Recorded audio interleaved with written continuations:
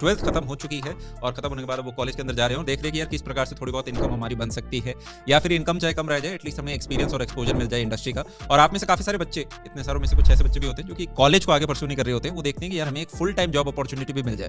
तो ऐसे में कई सारी गवर्नमेंट जॉब्स भी हैं और डेफिनेटली प्राइवेट सेक्टर तो भरा ही हुआ है। तो हम 50 से ज्यादा ऐसी जॉब्स के बारे में बात करने वाले हैं और इनमें से काफी सारे यार मेरे पर्सनल एक्सपीरियंस से भी आए हैं, जहाँ पे हमने पिछले 8 साल की इंडस्ट्री के अंदर क्या होते हुए देखा है, कहाँ बच्चे आज के दिन नई जॉब्स कहाँ पनप रही हैं। तो इसी के साथ शुरुआत करते हैं आज का ये प्यारा सा सेशन। और मैंने कोशिश करी है इस सभी चीजों को कैटेगराइज करने की कि कोई एक ऐसा बच्चा है जिसकी मान लो कम्युनिकेशंस बहुत अच्छे हैं, तो वो क्या क्या काम कर सकता है। एक ऐसा बच्चा जो टेक के अंदर जाना चाह रहा है या फिर ऑलरेडी बीटेक कर रहा है, बीसीए कर रहा है, फर्स्ट सेकंड ईयर स्टूडेंट है। नॉन टेक के अंदर काफी सारी मैंने जॉब्स निकाली हैं। प्रोडक्शन, ऐसे लोग जो कि यार अपना मीडिया, सोशल मीडिया इस डायरेक्शन के अंदर जाना चाहते हैं। क्रिएटिव, बाकी क्रिएटिव तो आजकल सारे लोग हो रहे हैं। अदर्स, और साथ में गवर्नमेंट एग्जाम्स। ये गवर्नमेंट एग्जाम्स नेक्स्ट पेज में बताया जाएगा क्योंकि एक पन्ने के अंदर सारी चीजें नहीं आ रही थी। तो शुरुआत करते हैं बिना टाइम वेस्ट करे। फर्स्ट, कम्युनिकेशन का मेरा मतलब है कि उसकी स्पोकन इंग्लिश ठीक है, या फिर सिर्फ इंग्लिश लैंग्वेज नहीं बोलेंगे, चाहे आपकी कन्नड़ लैंग्वेज है, रीजनल लैंग्वेज है, चाहे आप हिंदी के अंदर भाषा कर रहे हैं, पर एक ऐसी भाषा है जिसके अंदर आप अच्छे हैं, आप बोल भी अच्छा सकते हैं और लिख भी अच्छा सकते हैं। तो उन बच्चों के लिए यार पहला होता है कि कस्टमर केयर जैसा काम आप कर सकते हो। इसके अंदर ऐसा कोई सॉलिड क्वालिफिकेशन नहीं चाहिए होती। कोई भी एक बिजनेस होता है उसको हमेशा एक कस्टमर सपोर्ट टीम चाहिए होती है। तो आप वाया फोन या वाया ईमेल के माध्यम से जो कस्टमर्स होते हैं उनकी क्वेरीज को रिजॉल्व कर रहे होते हैं। तो 7 से 10 दिन की ट्रेनिंग एक फर्म कराती है, उसके बाद आप अपना काम स्टार्ट कर सकते हैं। दूसरा है सेल्स एग्जीक्यूटिव। अब आप कह सकते हो भैया कि जो सेल्स एग्जीक्यूटिव है इसके लिए तो डिग्री चाहिए होती है। नहीं, ऐसा नहीं है। मैंने काफी सारी फर्म्स देखी हैं जहां पे मान लो प्रोडक्ट इस प्रकार का है कि अगर आपकी कम्युनिकेशन स्किल्स ठीक है, अच्छा बोल लेते हो, और फिर आपको ट्रेन तो कराया जाता है किसी भी सेल्स फर्म के अंदर, तो जनाब आप अपना काम कर सकते हो। टेलीकॉलर भी वही होता है। टेलीकॉलर का मतलब ये इनबाउंड आउटबाउंड कॉल्स हो गई कि आपको दिन में बता दिया जाएगा कि 50 से 100 पोटेंशियल कस्टमर्स को आपको कॉल करना है और ये पर्टिकुलर जो प्रोडक्ट है वो आपको सेल करना है। तो इसमें भी एक ऐसा व्यक्ति जो बोलता है ठीक है वो चल सकता है। डेफिनेटली ट्रेनिंग रिक्वायर्ड होती है, पर वो फर्म्स है ना वो आपको अंदर ही अंदर करा रही होती हैं। तो इसमें एक ऐसा व्यक्ति जिसके पास डिग्री है उसका थोड़ा पैकेज हाई हो जाता है। एक ऐसा व्यक्ति जिसके पास डिग्री नहीं है, फ्रेशर है, उसका इनिशियल पैकेज थोड़ा कम होगा। ठीक है, पर डिपेंडिंग अपॉन आप कितने अच्छे हो आपका इंक्रीमेंट हो रहे होंगे। सोशल मीडिया असिस्टेंट, ये एक ऐसा जो हमने भी पर्सनली इस्तेमाल करा है। जैसे काफी बार आप में से का बच्चे जो कॉलेजेस में इनवाइट करते हैं, तो ईमेल चेक करने के लिए हम क्या करते हैं कि फर्स्ट सेकंड स्टूडेंट ईयर का कोई बच्चा होता है उसको इंटर्नशिप पे रख लेते हैं। ऐसा व्यक्ति जो अच्छी अंग्रेजी लिख सके, अच्छे में बात कर सके बच्चों से, जो भी कॉलेज के कोई भी जो उन्हें कोऑर्डिनेट कर रहे हैं। तो ईमेल का भी वही मतलब है यार। काफी सारे सिर्फ सोशल मीडिया के अंदर नहीं, यंग एंटरप्रेन्योर्स होते हैं या ऐसे जिनका बिजनेस स्मॉल साइज है या बिग साइज, किसी भी प्रकार में आप देख लें, पर उन्हें साथ में ऐसे व्यक्ति चाहिए होते हैं जो उनके ईमेल्स के रिप्लाई कर दें। ठीक है, तो स्मॉल फर्म्स में आपको काफ़ी ऐसी अपॉर्चुनिटी मिल सकती है। वर्चुअल असिस्टेंट का भी मतलब यही है कि ऐसा एक व्यक्ति जो कि आपका शेड्यूल क्या है, आपकी किससे मीटिंग होने वाली है, ठीक है, आपकी फ्लाइट टिकट्स वगैरह जैसी चीज़ें हैं वो बुक कर दे, आप कहाँ जा स्टे करने वाले हो, इस तरह की कुछ चीज़ें हैं। तो ये वर्चुअल असिस्टेंट मतलब घर बैठे बैठे आपके एक असिस्टेंट की तरह होता है। कोई भी छोटा मोटा काम हुआ तो वो आप उसे दे सकते हो। ठीक है, नेक्स्ट अब आ जाते हैं टेक के अंदर बिना समय गवाए हुए। तो टेक के अंदर वो सारे बच्चे जो कि बीटेक कर रहे हैं, बीसीए कर रहे हैं, या कोई भी जो इस फील्ड के अंदर इंटरेस्टेड है, तो definitely front end back and ये सारा आप जानते ही होंगे। फ्रंट एंड मतलब वेबसाइट का रंग रूप कैसा है, बैक एंड मतलब पीछे क्या आप उसका इंजन लगा हुआ है। आप चाहे वेब डेवलपर बनना चाहते हो, ऐप डेवलपर बनना चाहते हो, यूआई यूएक्स डिजाइनर बनना चाहते हो, और बहुत सारी आपको फ्रीलांस गिग्स इसके अंदर मिल जाएंगी। मतलब इतनी सारी हैं। अगर आप टेक वर्ल्ड से हो तो आपको ऑलरेडी पता होगा आजकल बिजनेसेस होते हैं वो अपने साथ कई सारी ऑन द शेल्फ प्रोडक्ट्स होते हैं जिन्हें अपने साथ अलाइन करना चाहते हैं। मान लो किसी को अपने साथ व्हाट्सएप बिजनेस एपीआई इंटीग्रेट करनी है, अब उसे नहीं पता टेक्नोलॉजी कैसे काम करती है, तो एक छोटी सी गिग हो गई। तो एक टेक का जो स्टूडेंट होगा वो उस तरीके के काम को कर देगा। या और नॉन टेक की अगर हम बात करें तो नॉन टेक के अंदर भी जैसे डिजिटल मार्केटिंग है, तो आप आज के दिन ऑनलाइन बैठ के सीख सकते हो, या किसी पर्टिकुलर ऑनलाइन कोर्स के अंदर जाके सीखना चाहते हो, किसी के थ्रू सीखना चाहते हो। ठीक है, मतलब वो उसमें कंजूसी नहीं करनी है। मेरा मानना ये है कि लोग भाई 20-25 लाख रुपए कॉलेज को देने के लिए रेडी होते हैं जहाँ से पर्चा मिलेगा, पर आपको कोई ऐसा हो ना कि यार कहीं पे मेरे को मतलब थोड़े बहुत फ्रैक्शन ऑफ अमाउंट में 2-4-5 हज़ार में मेरा काम हो रहा है, तो वहाँ पे भी आपको जाना चाहिए, कंसिस्टेंसी मिलेगी। तो इसी प्रकार से कंटेंट राइटिंग है, ये भी उन लोगों के लिए जिनकी यार रिटन इंग्लिश अच्छी है वो जा सकते हैं। टाइपिस्ट ऑपरेटर का मतलब आप समझ गए होंगे कि जितने भी जैसे एडटेक्स भी हैं तो उनके अंदर यार जो भी आपका कंटेंट होता है तो वो एक टाइपिस्ट होता है। जैसे फिजिक्स केमिस्ट्री मैथ्स के जो क्वेश्चन हैं कौन टाइप कर रहा है, सिमिलरली जो यूपीएससी एग्जाम के जो पीछे क्वेश्चन बन रहा है, इतना सारा कंटेंट बन रहा है, मैगजीन्स देखते हो, तो ये सारे जो होते हैं ये टाइपिस्ट ऑपरेटर का काम होता है। टीचर साथ में बैठ जाते हैं और हो जाता है। ठीक है, एसईओ आपको पता ही है कि यार वेबसाइट जो है, सर्च इंजन ऑप्टिमाइजेशन इसे कहते हैं, कि आपकी वेबसाइट जो है वो ऊपर रैंक करे, आपका प्रोडक्ट ऊपर रैंक करे अगर कोई गूगल सर्च करे तो। एक्सेल डेटा एंट्री मेरे को बड़ा इंपॉर्टेंट लगता है। एक्सेल एक ऐसा सॉफ्टवेयर है जो हर एक बच्चे को आना चाहिए, मैं कहूँगा हर एक बच्चे को आना चाहिए, चाहे आप किसी भी सेक्टर के अंदर क्यों ना हो। ठीक है, तो इसके लिए भी काफ़ी आपको ट्यूटोरियल्स मिल जाएंगे, कोर्सेज मिल जाएंगे, किसी भी प्रकार से आप करना चाहें पर करें ज़रूर। आपको पर्सनल लाइफ में भी कहीं ना कहीं डाउन द लाइन हेल्प करेगा, चाहे आप कहीं मतलब हर फर्म में एक्सेल वाले बंदे चाहिए। टैली प्रोफेशनल, टैली का मतलब ये होता है, टैली एक सॉफ्टवेयर है, अकाउंटेंट्स यूजुअली यूज करते हैं कि भाई कितना खर्चा होगा ये सारे करने के लिए। टैली जैसे एक्सेल है उसी प्रकार से एक टैली होता है अकाउंटेंट्स के लिए। तो एक ऐसा बच्चा जिसने 12th पास कर रखी है वो भी टैली प्रोफेशनल के सर्टिफाइड कोर्सेज होते हैं, उस प्रकार की चीज़ें कुछ कर सकता है, जूनियर अकाउंटेंट बन सकता है। समझ रहे हो?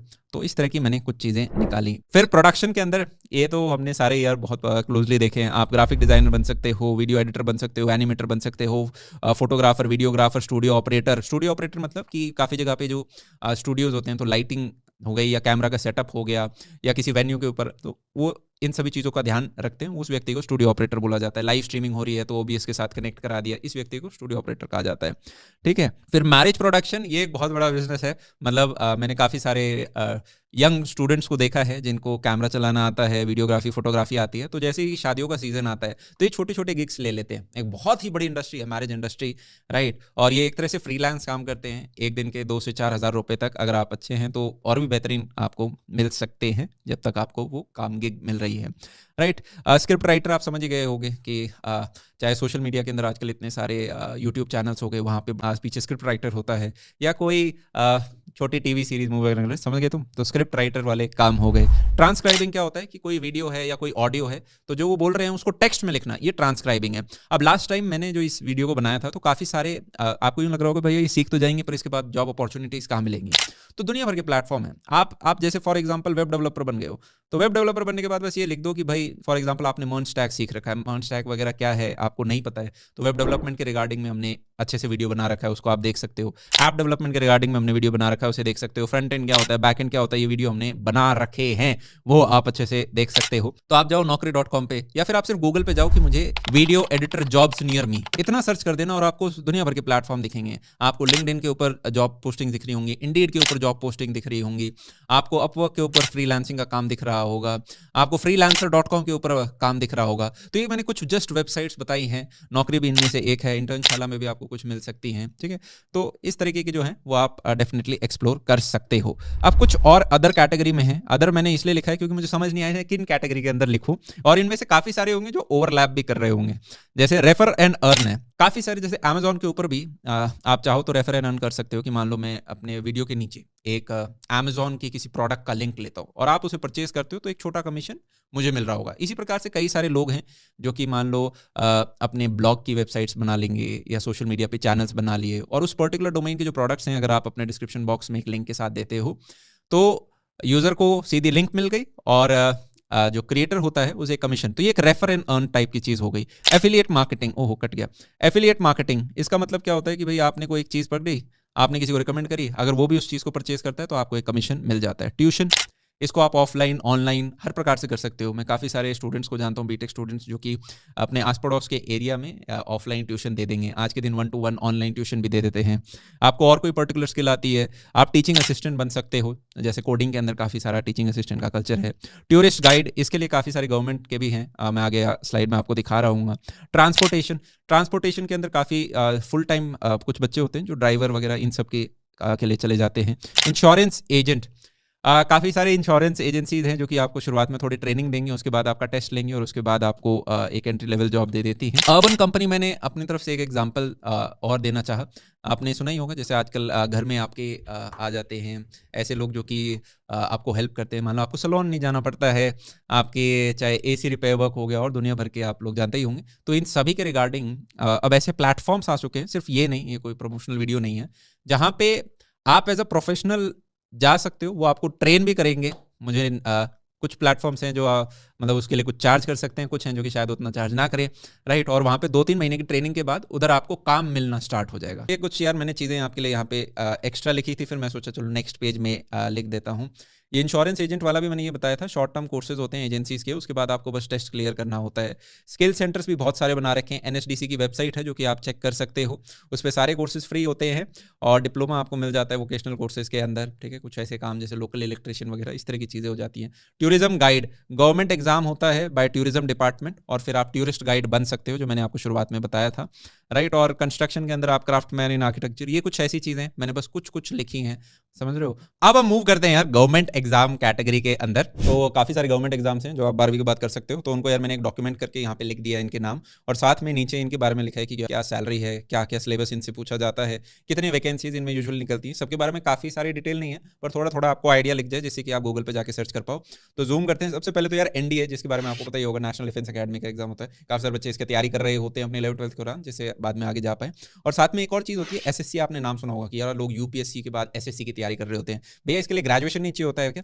मैं चाहूंगा कि आप एसएससी गूगल करना, तो आपको जो पहली वेबसाइट मिलेगी ssc.nic.in, इस पे जैसे ही आप जाओगे तो ऊपर अप्लाई सेक्शन में जाना। अप्लाई मतलब कि जॉब अप्लाई मैं करना चाहता हूं। जैसे ही उस पे ऊपर क्लिक करोगे तो सीजीएल यहाँ पे आपको दिख रहा होगा। सीजीएल का मतलब होता है कंबाइंड ग्रेजुएट लेवल।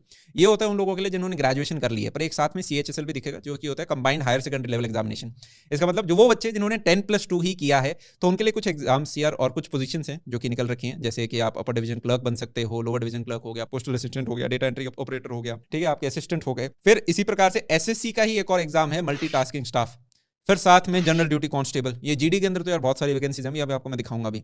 फिर इसी प्रकार से आपका स्टेनोग्राफर। स्टेनोग्राफर क्या होता है? एक तरह से इनका वही काम होता है कि भाई कोई किसी सीनियर ऑफिसर के साथ जो चीजें वो बोल रहे हैं, कुछ टाइप वाइप करना हो, तो उस तरीके की चीजें हो गई। ये लोको पायलट क्या होता है कि भाई जो ट्रेन के अंदर जो ड्राइवर होता है उसके साथ ये काम कर रहे होते हैं। बड़ा काफी रिस्पॉन्सिबल काम है इनका भी।